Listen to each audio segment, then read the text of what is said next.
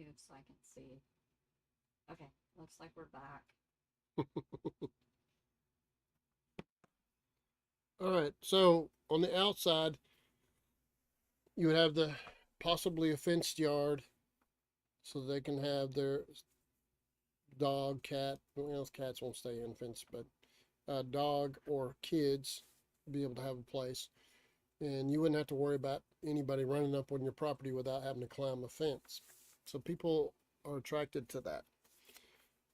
Privacy fence, if it's maintained, and chain link fence otherwise. And then the sidewalks, and then the skirting, the roofing. Do your colors on the siding of the house and shutters, and then window dressing visible from the inside and the outside, and then the light fixtures. And it may be a deck that would look good. There's lots of really nice looking decks out there that really don't cost a lot, or you can build it as you can afford it. So we're going to work our way inside. The number one thing in real estate, period, is what does the kitchen look like? So this is where you start in the two most expensive places in the home is in the kitchen or the bathroom. Now you can change all the cabinets and you can spend quite a bit of money. Or you can try to do different paints. There's a lot of different examples of that outside, like with Pinterest and Instagram and things like that on how to make the original, very inexpensive cabinets that are there look better, even if they're a little bit worn. Um, Otherwise, you're probably looking at uh, replacing the cabinets a little at a time. Now, yeah, there's been a lot of people that go to the trouble of installing marble on top. You're probably gonna have to change the cabinets if you do that. Not guaranteeing it, but probably. It'd be a really nice, and I don't think that will reflect in the sale of the mobile home. It will, but I don't think it'll ever show up monetarily. It might mean the difference between sell or not sell, maybe. So when you walk in, the kitchen is generally fairly roomy. Um, so you would look for really nice, clean countertops, which you can buy and install. When it comes to corners, you have pre-made corners that have plenty of instructions on how to do it. And the ends are you can use an iron to put the ends on those on that Formica cabinets. That makes a big difference if it's worn. A deeper sink will make a difference. Most of the mobile home sinks are very shallow, and a deeper sink will make a large difference. Maybe a disposal. Those are all things that improve your life and also the resale value of that home. Uh, so what we're headed toward is what kind of flooring will you have in that kitchen area, and what kind of ceiling paint and wall paint that you would have. The ceilings generally are white, although I've had customers that wanted the walls and the ceilings the same color. That's not always, but by no means. But generally, you can do backsplash ceramic. And there's a lot of different patterns that you can buy in 12 by 12 patterns that one locks into the other and has real nice ends. That makes a huge difference as far as the backsplash. Um, Usually your electrical, if you've got loose outlets and things like that in the kitchen, it's very, very obvious. You want to fix those things. Dress it up, make it look nice, put good paint on it, and if you don't feel confident with your choices, use somebody else's colors or designs, because you can do uh, stencils where you paint in between or over the pattern, and it leaves an imprint on what is already there. So if you have a yellow and you put a white stencil with rabbits jumping or something. um, I did a whole house out of Southwestern with stencils. So you can get rid of the batten strips that are on some homes. The newer ones not so much because they're leaning them more and more toward drywall. But you can get away from the batten strips and finish it, even if it's paneling, and then paint it. You can actually put texture, drywall texture, on the paneling. I think I've got videos on that also. So those are all things that you want to do in the kitchen. And if the bottom of the sink has damaged the bottom of the cabinets, you want to start looking at fixing that also, because that is the number one place that determines what the woman feels about the house. And generally, it's the woman that picks the house. Even if you're on a budget, she's not going to want one that makes her feel bad.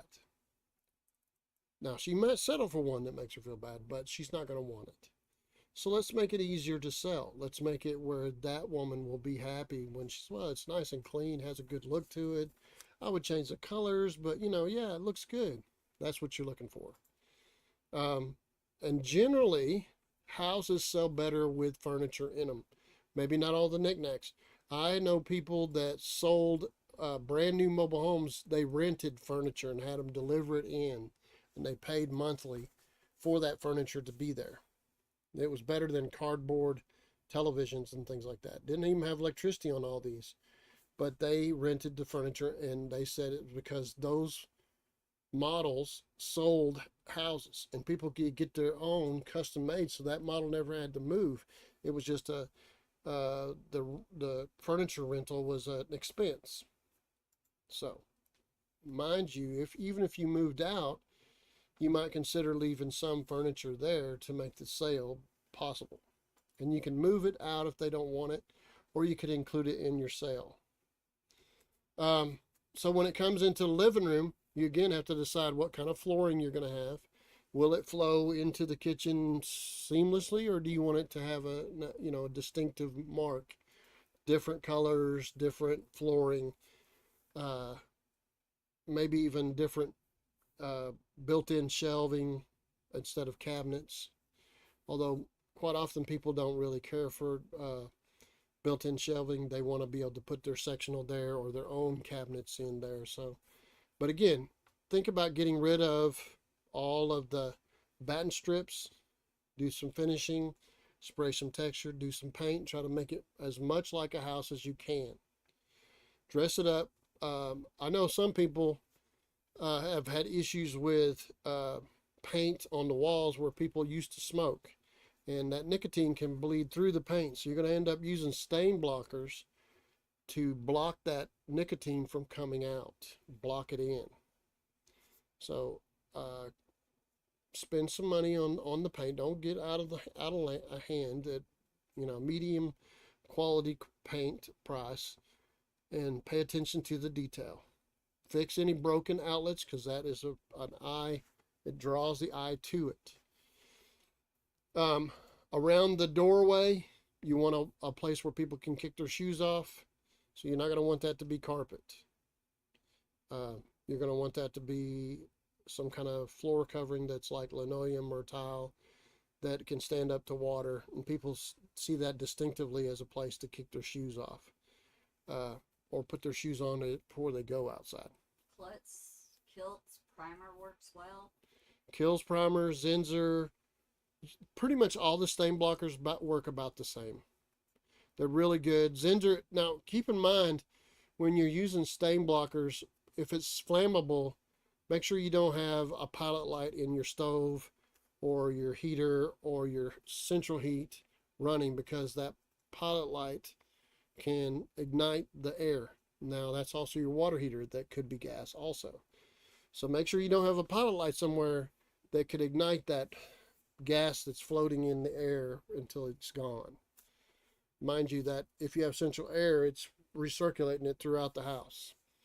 So you want to be careful that when I know of 2 houses that I've had to work on where the houses themselves were spraying lacquer on new cabinets or lacquer on trim inside the house because it was bad weather, and the central air or the stove, both of those had different scenarios, but they lit up the air and it burnt the house kind of black about waist high up, and it burnt the people that were there.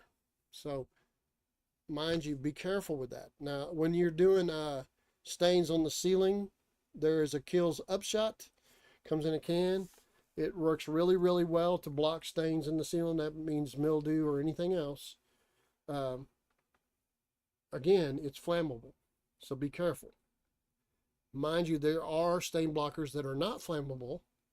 Just pay attention to which one you get if your scenario has that flame in it.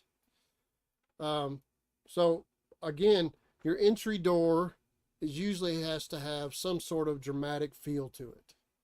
And I don't want to say over the top dramatic, but maybe some nice trim around it.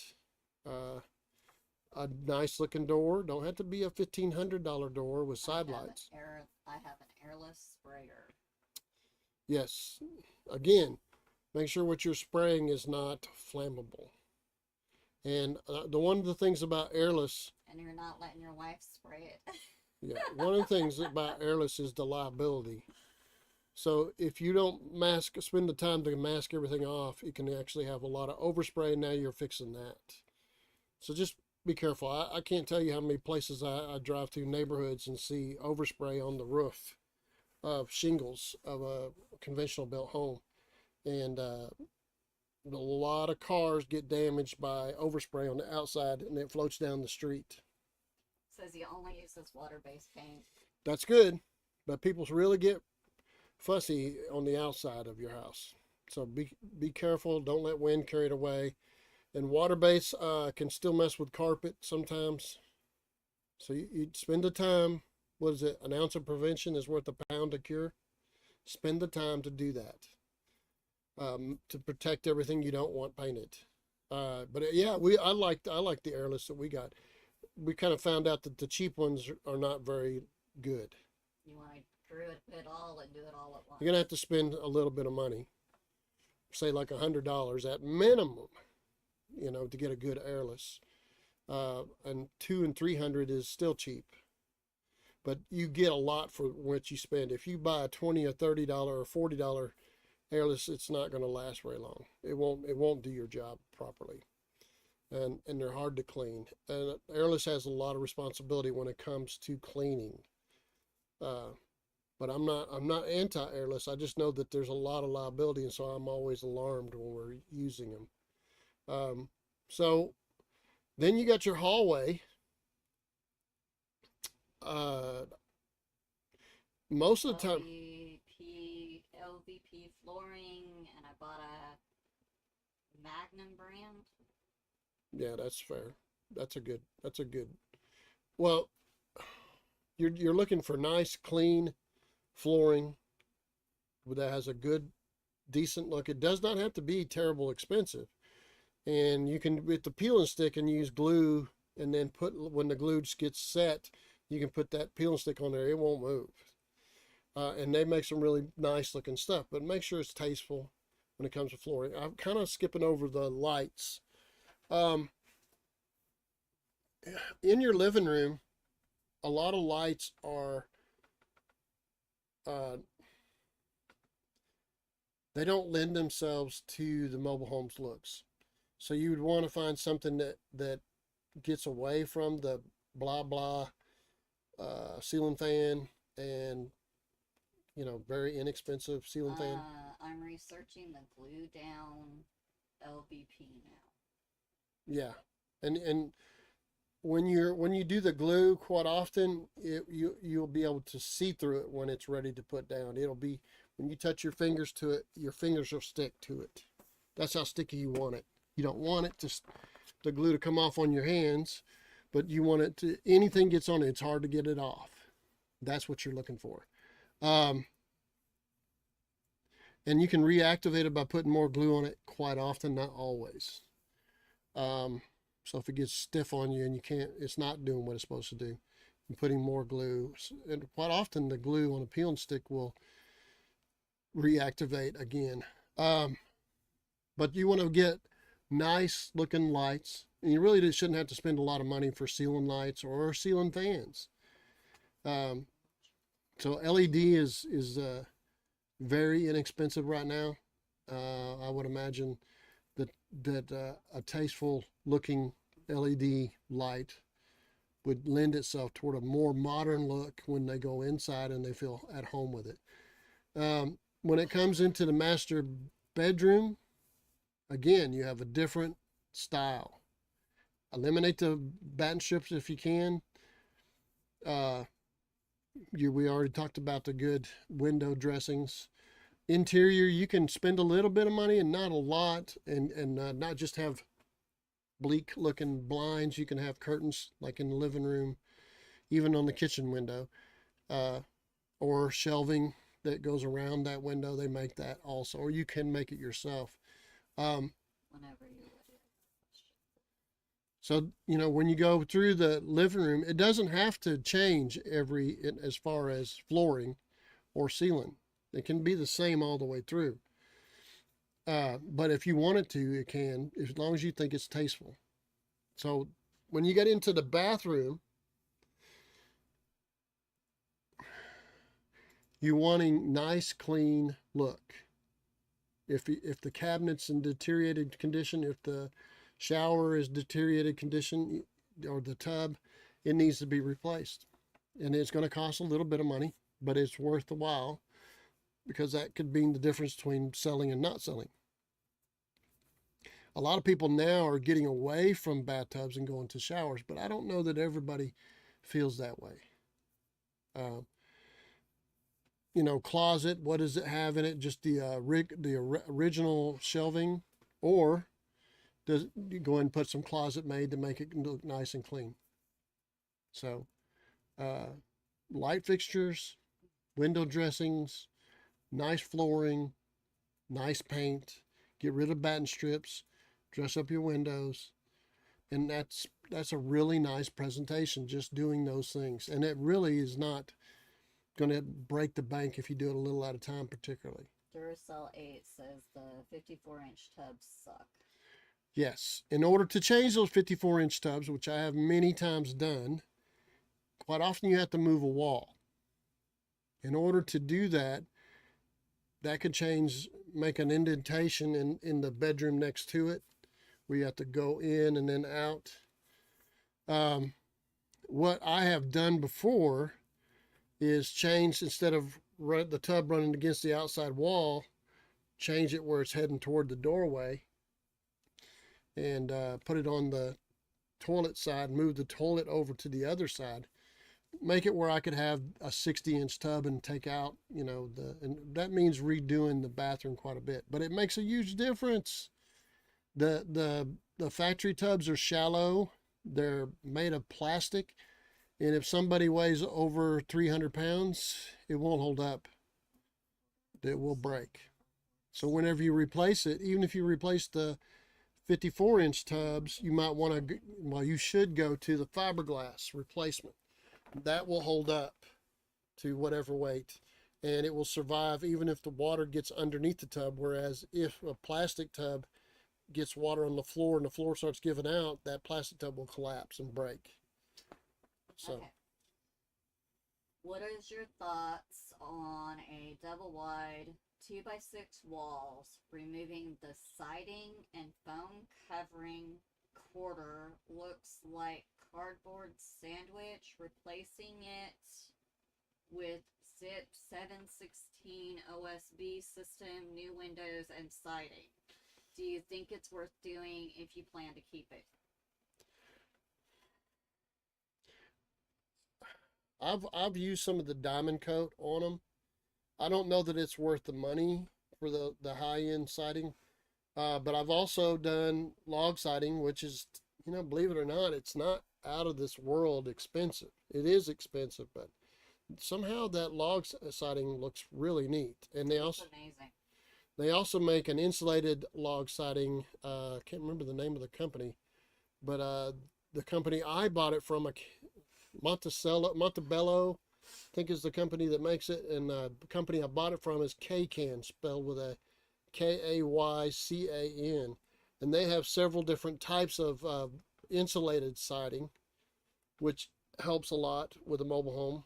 and they have it looks like a log cabin. It ends up looking like a Lincoln log type thing, and it's only actually 1 3/4 thick, um, but or even less than that. And so it ends up having a little bit wider J channel around windows and doors and different ends. But I really had a good experience with the wood log siding made. What they do is they take a 2x8 and they run it through a planer and make it look like a log.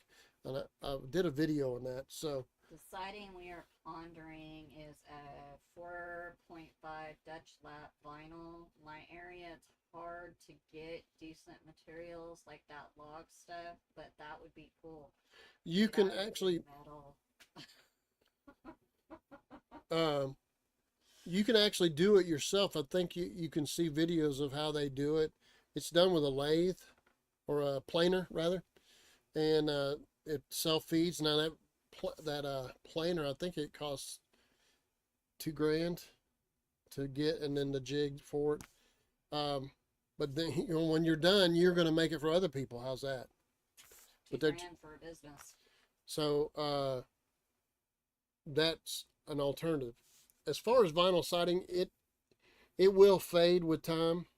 A lawnmower will kick holes through it, and particularly the new zero radius that sling blades really fast, and the rock gets kicked into it, or even pieces of wood, makes a lot of different holes through the years. Hail damage can come along also. Uh, wind, I just not too long ago, I just got through fixing a clinic where the wind blew the siding loose, and nobody said anything to, particularly to me, to the guy who tells me what to do as far as working on it. Birds had made a nest inside the siding that was loose. They'd gathered up stuff in there. So siding is a good choice. I mean, it certainly makes a big difference when it covers masonite or metal. And you can go straight to the metal. You don't have to pull that metal off. Although if you do pull the metal off, you could go in there with better insulation. The insulation they have in there in the walls of those 2x6 walls of a mobile home, it should be rated with a higher insulation rate, but I would check the insulation in, because I've seen it where you can hold it up to the sun, and the sun, you can see the sun through it. I mean, it is the same thickness, but it's not, its density is not the same. As far as vinyl siding, I'm a big fan of it. It's a neat thing to install, and when you start trying to do level, remember your house might not be level. You might check that. You want to stay. You have lines, say where the bottom skirt is for a mobile home. You want to keep the same distance from that instead of putting a level on it. And okay, another question is we re-leveled our home after your videos, thank you. And I was curious, is a double wide supposed to sit on a perimeter block wall that replaces skirting? No, it's if you're wanting to pay extra for it, and if you want an FHA loan, a lower interest loan. Quite often, those entities that loan you that money want your house to look less like a portable building, and so they'll say, we want, in order so it doesn't look like chattel, we want you to have block around it. It makes it more substantial looking. You will spend, I would say, $5,000 or $6,000 getting that done. Um, Um, so I would use metal skirting because of your ability to take it down anywhere. Duracell 8 is saying, I like rock wool insulation. It's fire retardant. Pets won't burrow through it. Slightly better R value. Much more solid I agree. insulation. I agree. And if you have a problem with insulation making you itch, you'll know it with that stuff. Doesn't bother me. It does my wife and my sons. They break out and things like that. So you have to, You can take I think it's apple cider vinegar and wipe down with it, and it kind of disintegrates it. Then take a cold shower that works into a hot shower and then wipe all that I off. completely disagree. Yeah. So I like the rock wool also, and it sounds like you're in it for the long haul. So all those things you're doing is making a big difference. Now I see a lot of people in conventional homes and like um, pole barns and things like that. They're taking foam and panels and putting it in between the boards. And I imagine you could do that with a mobile home too. But my one problem with the foam panels is they lose their R rating with time. So you might look into that. That makes a lot of sense. Then would you need, this is the guy who's been asking about the vinyl siding. Then would you need to have supports at like the patio doors and window sets? The floor plan showed piers or supports there, but we have none. The perimeter block was installed when we first got it, I think for the loan, like you said. So, okay, what I call perimeter blocking is underneath doors.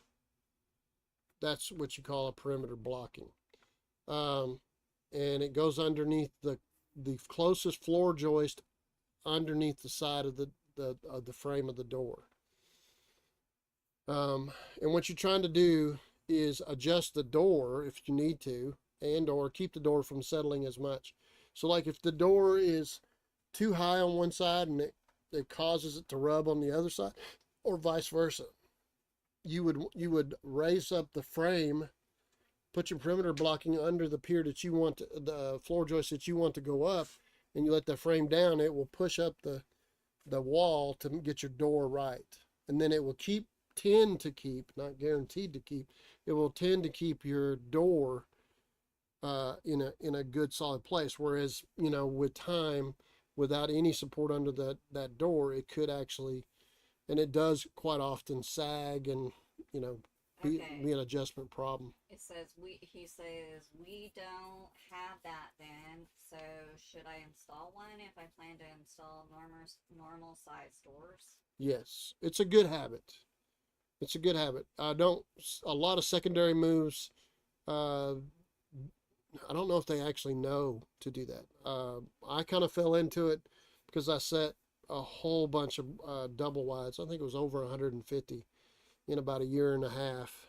Uh, and we did like several triple wides and 40 single wides, all in a year and a half. So everything had to be a certain way to meet the Arkansas Mobile Home Association's standards.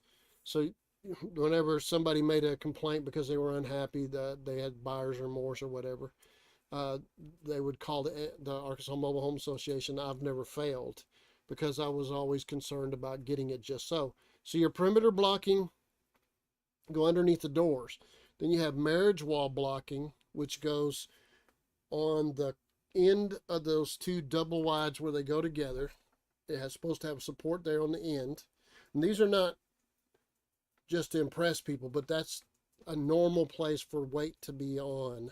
Uh, so you put on both of those ends where the two parts meet, and then on the inside where the opening usually have a big opening, you would put a blocking marriage wall blocking underneath each side of that, just like you did your door, but underneath the marriage wall where they meet.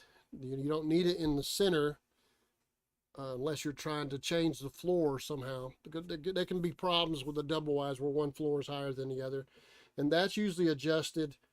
There's a 9/16 lag bolt that ties one to the other. Now you can run that lag bolt up, and it will push up this side. And if you have one side higher than the other, that's what it is. Um, but we're not talking about that. We're talking about the blocking. So you have marriage walls.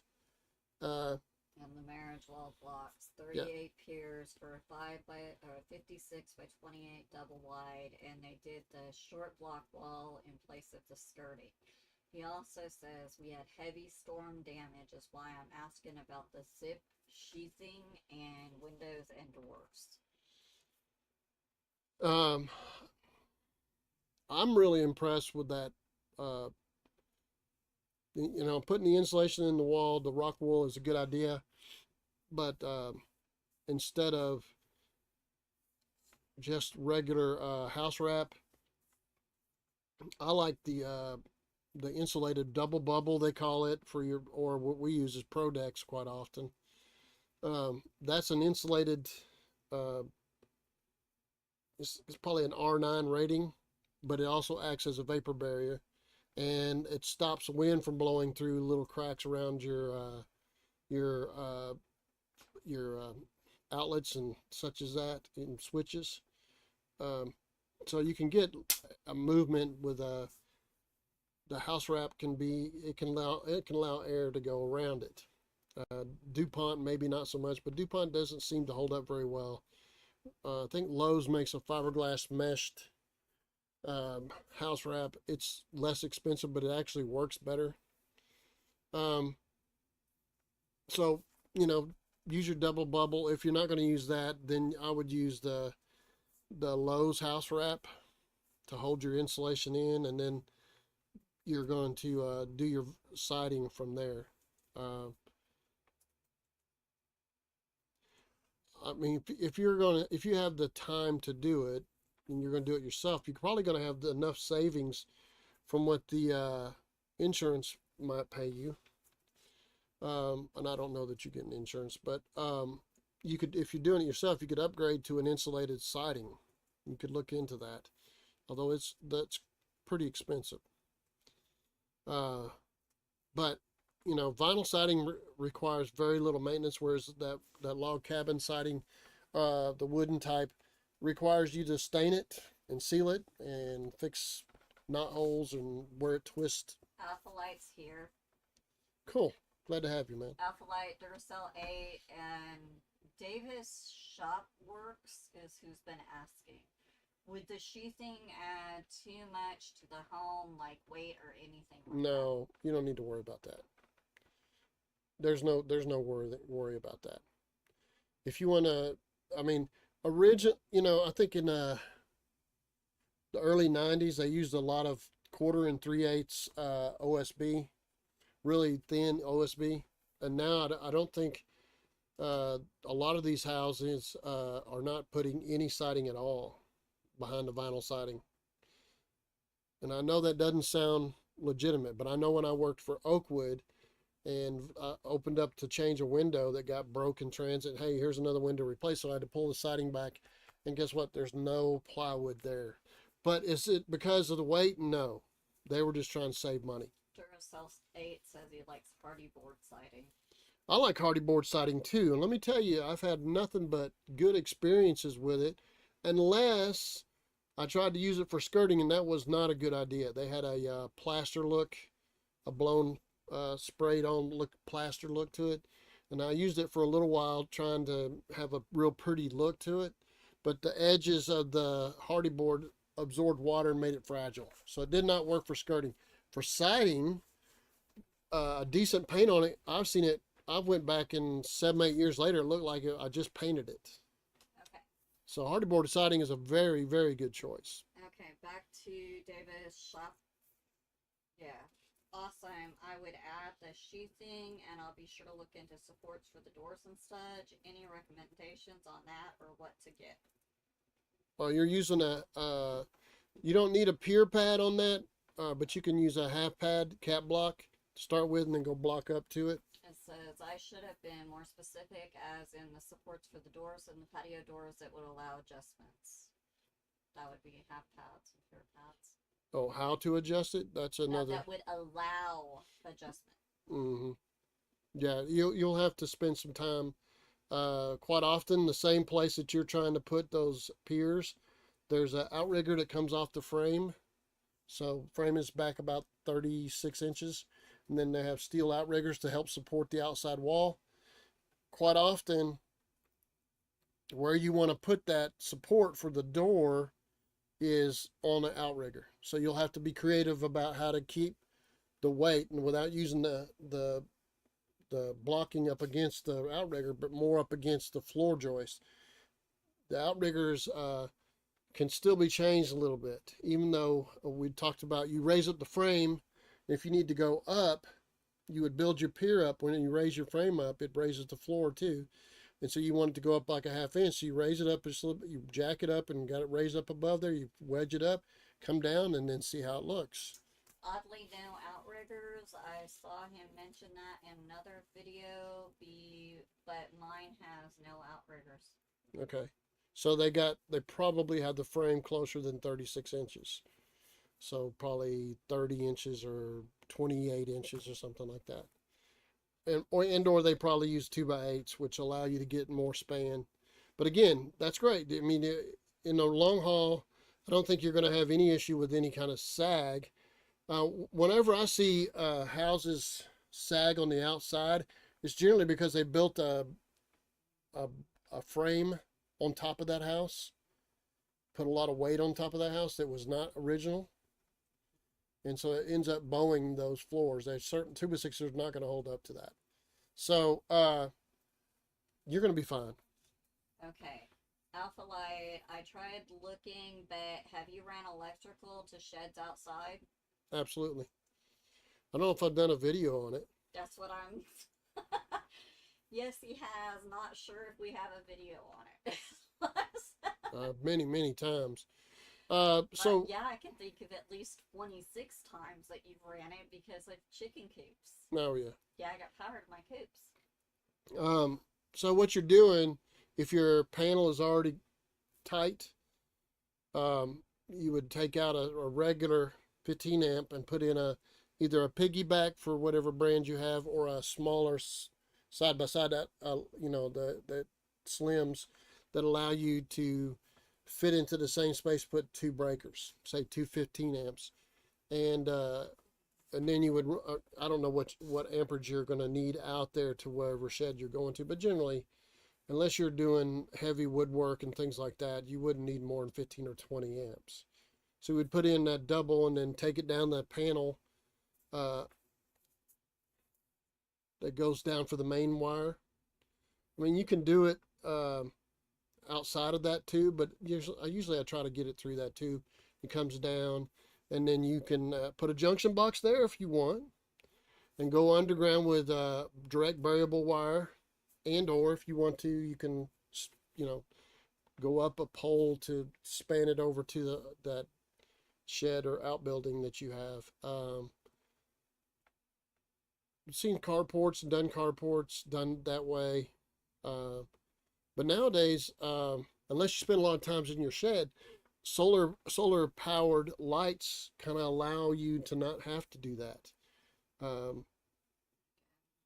mean, really, you have a lot of choices when it comes to solar power as far as lighting. And if you're not going to spend a lot of time there, it doesn't require much of a light.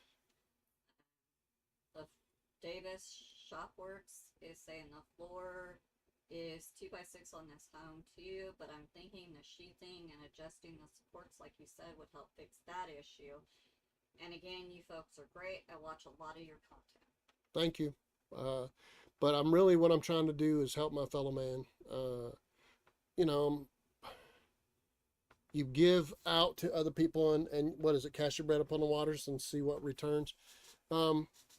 Really what I listened to Zig Ziglar talk about, if you think of yourself as trying to make other people's lives better with whatever you're offering to them, then you will get more energy from it.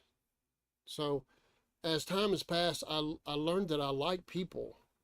Not everybody. I don't think I'm like a Will Rogers. I've never met a man I didn't like. You want to like everybody, and everybody has their problems, but you want to help everybody. You want them to see their way to a better place, and if they're happy, you'll be happy. That's kind of the way I'm living, and that's what these videos are about. I think Christina was saying that they cut the CPM or whatever for the videos in half. Yeah. So we're not it's not the time she spent is not going to even pay her $1 an hour. So, got to understand the motives for it all is that so that I can reach people and help us all. And believe me, I learn from other people to get through whatever tough times we have ahead. And I really believe that if we help one another, that we will all be better off than instead of everybody trying to be focused on what they need and what they want only. Yes, you do have to isolate yourself from people that are consumers. You know, I know that sounds like a friendly word, but there are two types of people that I was told, and I forget what the name of that. I think it was The Millionaire Next Door is a book I Yeah. read. And it talks about there are two types of people. There are consumers and there are creators. Consumers will consume everything you give them, everything they make, and everything else, just as if it was a house on fire and you throw stuff on it, it will burn and it will burn everything up you put on it. A consumer is that person. A creator is someone who builds, creates things, tries to make things better. Sometimes life is a two-step dance, two steps forward, one step back. So a creator will overcome that. The problem with creators is quite often they have consumers hanging on to them. I have renters, and quite often I have visualized in my head that those people are trying to get things from me, and they're sort of like a zombie trying to bite me. So, Actually, consumers and creators, I'm very proud, that you guys are all seemingly, from what I can tell, creator. the questions, you're creators, Okay. and that's who I try to appeal to. Um, Alpha Light says I'm currently saving for metal roofing. You see a notice difference in energy costs or helps Yes, keep the house cooler. And then yes. not plugging my channel, but before, and this is Davis Shot Works, not but before I got injured, that idealism is strictly why I was making videos, is to help others. Only reason spread knowledge and to help others do better. I'm glad to know you. However little bit I've gotten to know you, I'm glad that there's more than one. I know there's lots of good people out there, and generally they're hardworking people, and I'm proud of you. Keep it up. Uh, no matter if you are slowed down a little bit, I bet you got lots of things you can teach all these young people that don't know anything. So I would say, it seemed like I saw a video or something where a guy said that all the trades will be making 300,000 a year. Yeah, you did see that. We watched that one together. Okay, so understand there's a shortage of people in the trades because we've encouraged all these people to go get that successful job at college, and the trades are getting to where they just can't keep up with everything. So we need to be able to take care of these things ourselves. And that's what I'm trying to help everybody is the things that I've learned. I'm perfectly willing to share, and sounds like this gentleman here is the same way, or it was doing that and had to slow down a little bit. But hey, more power to you. Keep up your good work. Keep your chin up. You still got a lot to offer because the things we have in our mind are is possible to be shared. And guess what? Once it's out there, it's there for however long they keep the internet up. Maybe it will influence somebody else to do more and be more. The U.S. is underbuilt by 5 million homes since 2008. That's Resale 8. Davis Shopworks, knowledge is power, but it should be shares. Yes, and that knowledge that we have out there, how much do you think people actually learn from watching TikTok? Not much. It rots your brain. So, and all the shorts they have on YouTube. There's a lot of neat things, but I don't know that that is actually sinking in or something that you can go back and save. It's a complete. It's speaking personally. Yeah, her viewpoint. As somebody who has spent the week watching way too many shorts. So what I'm saying is, you need to do more than watch. You need to go ahead and put it into action. That's probably the hardest part of success. I think that was a shirt that she had on one time. The hardest part of success is getting started. Yeah, that's my sleep shirt that I So sold. I'm here to say it's it's very important to get started. Even if you don't feel like it, get started. And if you make a mistake, get started and you can get better the next time. But if you don't start, it doesn't happen. If a phrase I've used quite often is you don't hit any home runs if you don't swing. So get out there and try to learn and get better and better at it until you are capable of dealing with most of the things that you would have to call a handyman for, like hanging a picture or putting in a door, which actually is quite a bit of it can be quite a bit of skill. You can have some really challenging things when it comes to doors. Um, Windows, maybe also. Painting. Everybody thinks I can paint, but when you get right down to it, there's quite a bit of talent to painting. I've had renters that said, "Oh yeah, I can paint. I'm a really good painter," and then I go out there and the roller hit the floor and the ceiling, up and down, up and down, up and down. So that's not what I'm talking about. I'm talking about getting on it and getting a skill. Alpha Light's got a question. I noticed a concrete block under my house broke. Is that normal over time, or is it something I need to fix? It's something you need to fix. What generally it is well, there's two reasons. One is if there's an imperfection where the two blocks meet, say one little concrete piece, with time it can cause it to crack, or the if you put steel directly to that block, the steel frame to that block, it will crack. So you always want what they say with the AMA is that you want 1.5 inches of wood cushion. You can be less than that, but that's generally what causes a block to break. Now, don't get me wrong, you can buy brand new blocks and they'll break when you take them out of the truck. So there could be that also. Hope that answers your question. But that's mostly because of imperfections on the block and or steel is too close to the block and it breaks the block. You can take a 20-ton jack and put down a pad or a cap block, and then 1.5 inches wood, and then a block, then 1.5 inches wood, and then a block, 1.5 inches wood, block, and then put wood on top. And you can jack on top of those blocks. But if you put those blocks one on top of the other, and you put that jack on it, it will break. It's just not made for that. But that wood gives it that cushion. We've got another question. I see the block question, and I have to ask about your thoughts on metal piers. I've seen under some homes. Do you like them, or do you prefer the concrete blocks? I prefer the concrete block. They have some anchors that are that goes underneath the piers on the interior of a double wide, and then it has cross braces that go to the frame. I personally don't see how that.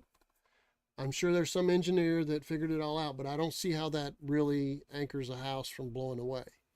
But okay, steel piers. I mean, I'm not totally against it. I just know that I feel more comfortable with block because I can build a more secure setup. I feel. I'm not. Some metal piers look so cheap. Yes, and spindly. And my experience is they're not as steady. And whenever you get a high wind, which we get, I think it's 4 episodes of 90-mile-an-hour winds every 3 years. So 4 episodes every 3 years of 90-mile-an-hour plus winds.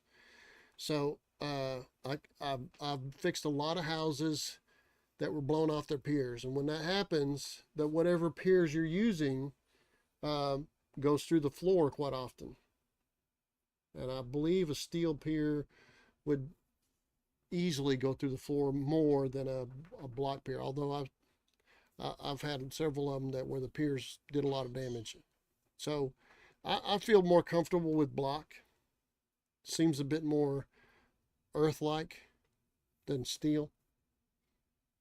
I don't feel comfortable with steel. I'd still prefer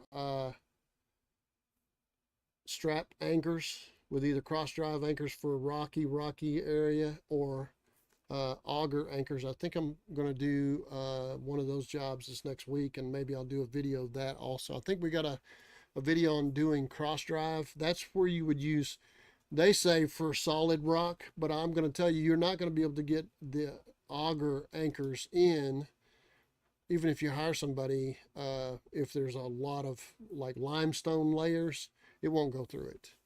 So um, you're going to find that cross drive anchors are the way. And then strapping, I use regular straps. We had a discussion with a guy who was like, hey man, one of my buddies was talking about, what do you think about putting a ground? You really ought to put a ground on it. I said, well, what do you think your anchors are? Because that's wrapping around the frame, going to the anchor, and then bolted to that anchor, and it's screwed into the ground. Over. Answer, I agree. Also on the anchoring. Yeah. I'm not a fan of the new anchor systems that they have, and they're not cheap either. But I just don't have any faith in them. I don't have any evidence to say they don't work. But generally, when you get up to 100 and something miles an hour, it's not the wind that's doing the damage, it's what's in the wind. So it's picking up things and throwing it through your wall, tearing off. Yes, the wind does damage, but it gets underneath roofs and then peels the roof off. But we had that discussion when I was working in metal stud and drywall many years ago. And they were building this grocery store with 150-mile-an-hour wind bracing for it in a heavy gauge metal. And they sent the guy out there after I was the only one working on it, because it had a specific pattern, specific screws, specific shape, braces, thickness of metal. And he came up there with the lift and was very uncomfortable because it was high up on top of the roof of this grocery store. And he asked me what I thought about it. I said, well, when a school bus is in the air and it hits this, it ain't going to make no difference at 150 mile an hour. It's going to be telephone poles, trees. None of this is going to hold up. So neat idea that it holds up to wind. You've done wind tunnel tests, but it's what's in the wind that's not going to survive. So what we're trying to do is allow, and I use everything screws until it comes into trim. I use finish nails for trim, but everything else is screws. Screws for siding, screws for drywall, screws for OSB, screws for roof. I use screws because they tend not to back out. They will, but they tend not to. Whereas if you use screws on your deck, you're going to be hammering down nails after 3 or 4 years quite often, maybe sooner, because of expansion, contraction of that material. It gets hot, it swells up. When it gets cold, it shrinks up, and that nail moves with it and doesn't go back in. And in high winds, I think screws are going to be your friend. So when it comes to siding, I would use screws. Don't want to pull down too tight because then it makes oil canning whenever that material expands. He said, agreed. I've seen tornadoes take a telephone pole and just use it like a toothpick right through a wall like a nail in a board. Yeah. I worked in Hurricane Andrew in the late 80s, and down where it hit just below Miami is a town named Homestead. And a hurricane has a big circling motion, but inside of it is a lot of little tornadoes. So you get to see all these dramatic things that tornadoes do. And you learn early on that it's the things that are in the wind that just sandblast people that survive it. And they get lots of little cuts, and they look like even sand itself will end up hurting you. Yeah. So it's all the things that are in that wind. So what we're trying to do, and that's where hardy board might end up being a better choice, because it can hold up to things hitting it. So, whereas vinyl siding is going to make holes. There's a difference in price. The lap siding, I like it. I've had a good experience with it. And again, I use screws, although they tend to recommend nails. I just, believe me, it's better to use screws. But the paint holds really well in that concrete. It says if you paint it, it has a 50-year warranty. But I don't think I can live long enough to see if that warranty is actually valid or if that company's in business 50 years from now. But that's a pretty good uh, warranty on it. So you might consider Hardy board as being the strongest. Just my thoughts. All right, well, I'm going to end it. You guys think of some more things, please give us a call or text or whatever it is you want to do. Or throw it on the comments. I'll try to put up a what do you want us to talk about in the community tab. If you mind you, I don't have. This is just the things that I talked about through the. Grant W says great closing on my first mobile home Monday or Tuesday. Just join the stream. Let's talk tornadoes. Yeah, that's what you now that you've sold it. But tornado does. Buying it. They're not biased when it comes to houses. They'll tear them up too. I have a friend, Joey Dutton. He used to live up here in Springdale. Lived in a mobile home. He and his wife have been living in Houston, Texas. And just recently, a tornado hit that town and knocked a tree and creamed his house out. The backside of the house is crushed. I don't know yet how badly, but that is a good example of what will happen even in a conventional home, a brick home, that a tornado will tear it up. It's things that are in the wind or knocked down by the wind or driven by the wind. So what I saw was houses that had cars in them. So, yeah, a mobile home has its fragility, but I can tell you this, whenever the wind picks up, there's just not much support. I would find a place to get in the hole somewhere.